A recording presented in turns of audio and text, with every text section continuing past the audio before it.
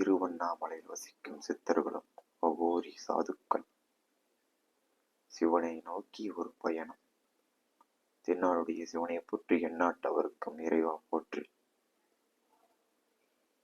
இந்த வீடியோவில் சிவனும் பார்வதியும் உலகத்தை சுத்திய வண்ணம் உலகத்துக்கு படியில இருப்பதாக போயிட்டு இருக்காங்க. அப்படி போயிட்டு இருக்கும்போது ஒரு மரத்துல ஏறி பழத்தை பறிக்கிறதுக்காக அங்க இருக்கிற வாழும் வசிக்கும் மக்கள் என்ன பண்றாங்க, ஒரு சிலர் விளையாடிட்டு அந்த பழம் பசிக்கிறதுக்காக ஒரு மரத்துல அந்த பழத்தை பறிச்சு சாப்பிட்றதுக்காக மேலே ஏறுறாங்க. மரத்து மேல அப்படி மரத்துல ஏறும்போது என்ன நடக்குதுன்னா, தவறி அந்த பழத்தை அந்த கைக்கு எட்டாத ஒரு தூரத்துல இருக்கிற அந்த பழத்தை பறிக்க போகும்போது, அந்த மாம்பழத்தை பறிக்க போகும்போது என்ன ஆகுதுன்னா, அவங்க தவறி கீழே விழுந்துடுறாங்க.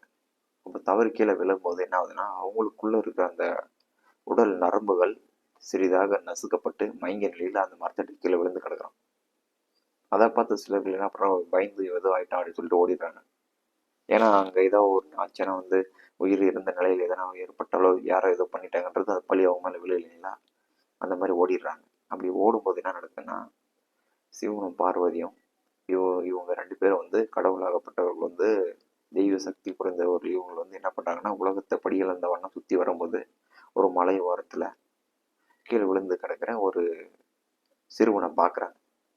அப்படி பார்க்கும்போது இங்கே என்ன நடக்குதுன்னா, அவங்க இறங்கி என்ன விழுந்து கிடக்குறான், என்ன ஆச்சு அப்படின்னு பார்க்கும்போது அவன் மயங்கிய நிலையில் உயிர் போற நிலையில விழுந்து கிடக்குறான் அடிபட்டு. அப்போ இவங்க என்ன பண்றாங்கன்னா, அடிப்பட்ட அந்த இடத்துல அம்மை என்ன செய்யறாங்க, ஐயோ இறைவா இவங்களை காப்பாத்துங்க அப்படின்னு சொல்லும்போது, இறைவன் அப்படின்னப்படி தன்னுடைய யோக தண்டம் இருக்குது இல்லை, யோக தண்டத்தால வர்ம பகுதியில தட்டி அந்த வருமத்தை நசுக்கப்பட்ட அந்த நசுக்கப்பட்ட அந்த நரம்பு பாகம் வழியா அடைப்பட்டு இருக்கிற அந்த ஆக்சிஜன், அந்த காற்று, அந்த வாயுவை ஓட வைக்கிறாங்க, ஈக்கிறாரு. இந்த வருமத்தை ஈக்குறாங்க. அப்ப ஈக்கும் போது என்ன நடக்குதுன்னா, மீண்டும் பிராணம் உயிரில இழக்கிற அந்த நிலையில இருக்கிறவன் மறுபடியும் உயிர் பெறலாம். அப்படி இருக்கும்போது இந்த அதிசயத்தை பார்த்த அந்த பார்வதி அம்மையா என்ன பண்றாங்க, சக்தி பராசக்தி இந்த கலையை சொல்லி கொடுங்க எனக்கும் அப்படின்ட்டு கேட்குறாங்க. இதுல மாந்திரிகம், அதுக்கப்புறம் இந்த யோகம், வரும நிலை, மருத்துவ கலை, இந்த மாதிரி பல கலைகள் இருக்கிறத என்ன பண்றாங்க, கொஞ்சம் கொஞ்சமா சொல்லி கொடுக்குறாங்க அன்னை பார்வதிக்கு. சிவனாகப்பட்டவர் அன்னை பார்வதிக்கு சொல்லி கொடுக்குறாங்க. அப்ப சொல்லி கொடுக்கும்போது என்னன்னா, இவர் அன்னை பார்வதி இந்த கலைகள் கத்துக்கிட்டு தன்னுடைய பிறவாப்பிள்ளையான நந்திக்கு இது மேல ஆர்வம் ஏற்பட்டதுனால இவரும் இதை கேள்விப்படுறாரு. இந்த கலைகளை நந்தீசர் கத்துக் கொடுக்குறாங்க. அப்போ நந்தீசர் கத்துக் கொடுத்த உடனே என்ன பண்றாங்கன்னா, நந்தீசர் இதை கத்துக்கிட்டு வர்மக்கலை, மருத்துவம், மாந்திரிகம், சித்து, இந்த மாதிரி எல்லா விஷயங்களும் கத்துக்கிட்டு இதை சிறப்பா வெற்றி அடைகிறாரு. எல்லா பயிற்சியிலும் வெற்றி அடையாரு. வெற்றி அடைஞ்ச பிறகு இதை சித்தர்களுக்கு போகுது. யாரு, நந்தீஸ்வர் மூலியமா சித்தர்களுக்கு இந்த கலைகள் பரவப்படுது. சித்தர்கள் மூலியமா சித்தர்கள் சில பாமர மக்களுக்கும் யாம் பெற்ற இன்பம் வையகம் வாழ்கின்ற மாதிரி தாம் பெற்ற எந்த ஒரு விஷயமா இருந்தாலும் கஷ்டப்படுகின்ற மக்களுக்கும் போய் சேரணுன்றது என்ன பண்றாங்க, பாட்டு வடிவம் எழுதுறாங்க, கல்வெட்டுகளை எழுதுறாங்க, ஓலைச்சுவடி வடிவம் எழுதுறாங்க, செப்பு தகடு ஏடுகள் மூலியமா எழுதுறாங்க. அதுதான் இன்னைக்கு பாத்தீங்கன்னா நிறைய புத்தகங்கள் மறைமுகமாக எழுதப்பட்டிருக்கும். அதனுடைய பாட்டு வடிவத்துல பல ரகசியங்கள் மறைஞ்சிருக்கும். அந்த ரகசியங்கள்ல அந்த ஞானம் யாருக்கு உண்மையாகவே இதை பயன்படுத்தக்கூடிய அந்த ஞானம், இந்த புத்தகத்துல இருக்கிற அந்த ஏடுகள் இருக்கிற அந்த உண்மையான ரகசியங்கள் யாருக்கு கிடைச்ச தகுதியானவன், யாருக்கு கிடைச்ச அதை சரியா பயன்படுத்துவான், தவறா பயன்படுத்தாம அப்படின்ற முறையில அதை ஒவ்வொரு ஆண் மக்களை தேடி அதை பயிற்றுவிக்கப்பட்டு அது அவங்களுக்கு சரியான முறையில் உபதேசிக்கப்பட்டு இன்னைக்கு அது உலகம் முழுவதும் பரவி கிடக்கிற அந்த கராத்தி, கும்பு, ஜூடோ, அதுக்கப்புறம் வர்மக்கலை, இதெல்லாம் கேரளாவில் கேரளா, கன்னியாகுமரி, மதுரை, இந்த மாதிரி இடங்கள்லாம் பார்த்தீங்கன்னா அநேகம் கலரி அந்த மாதிரிலாம் நிறைய பரவி கிடக்கிறது இந்த தமிழர்களுடைய கலை தான். அப்படி இருக்கும்போது திருவண்ணாமலையில அமர்ந்து தியானம் செய்யக்கூடிய அனைத்து சாதுக்களும், சித்தர்களும், அகோரிகளும் இவங்க எல்லாருமே ஒரு மிக்ஸ் ஆகி தான் அமர்ந்திருப்பாங்க. அப்போ கிரிவலம் வரும்போது என்ன நடக்கும்னா, நம்ம வரும்போது அங்க இருக்கிற அந்த கடைகள் மூலியமாக தன்னுடைய கவனத்தை போக வச்சு அங்கேயே பாதி தன்னுடைய உண்மையான பக்தி ஞானத்தை, உண்மையான பக்தியின் அந்த பிரயாணத்தை நாம் வந்து சிதற விட்டுறோம். அந்த மாதிரி சிதற விடக்கூடாது. ஏன் வந்து ஆண்கள் வந்து வேஷ்டி கட்டிக்கிட்டு வந்து தன்னுடைய சட்டைகள் வந்து அகற்றப்பட்டு அப்படி வந்து கிரிவலம் செய்யணும்னு ஏன் சொல்றாங்கன்னா, அங்க இருக்கிற சித்தர்கள் தியானம் செய்யக்கூடிய அவ்வளோ ஆற்றல், அவனுடைய கண் பார்வை உடல் மேல் பட்டாவே உடல்ல இருக்கிற சில கருமக்கள் குறையும், சில பாவங்கள் குறைய ஆரம்பிக்கும். அவங்களுக்கு வரக்கூடிய ஆபத்துக்கள் அந்த கர்மாவுடைய பவரை குறைச்சிருவாங்க. அது மட்டும் இல்லை, அவங்களுக்கான அந்த ஒரு ஞான சக்தி கிடைக்க ஆரம்பிச்சிடும். ஒரு முறை கிரிவலம் வர ஆரம்பிக்கிறாங்கன்னா முதல் முறை ஒரு அனுபவம் கிடைக்கும், இரண்டாம் முறை வராங்கன்னா அதுக்கான அனுபவம், மூன்றாம் முறை வராங்கன்னா அதுக்கான அனுபவம். ஆனா எப்படி கிரிவலம் வரோம் அப்படின்னா, தன்னுடைய சிந்தனைகளை எங்கேயோ ஒன்று வச்சுக்கிட்டு நம்ம கிரிவலம் வர்றதுனால எந்த பயனும் கிடைக்காது.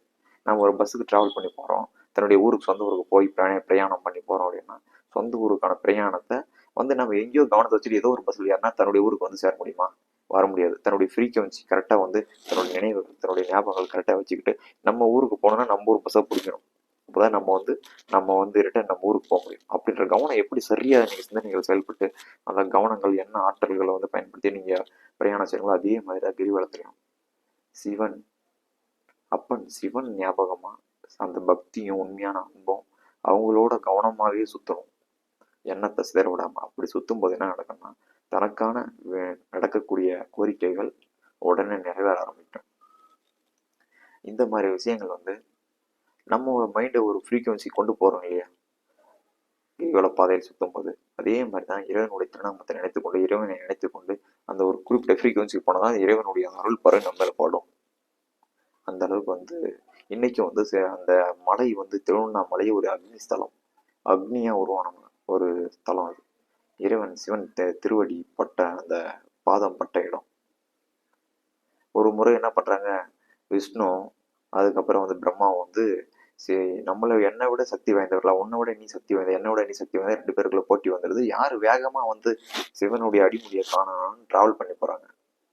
அப்போ விஷ்ணு ஆகப்பட்டவர் என்ன பண்றாங்கன்னா பூமியை நோக்கி டிராவல் பண்றாரு. வராகமா அவதாரம் எடுத்து பூமியை பாதாளமும் அப்படி தோண்டிக்கிட்டு அவ்வளோ வேகத்துல இறங்குறாரு.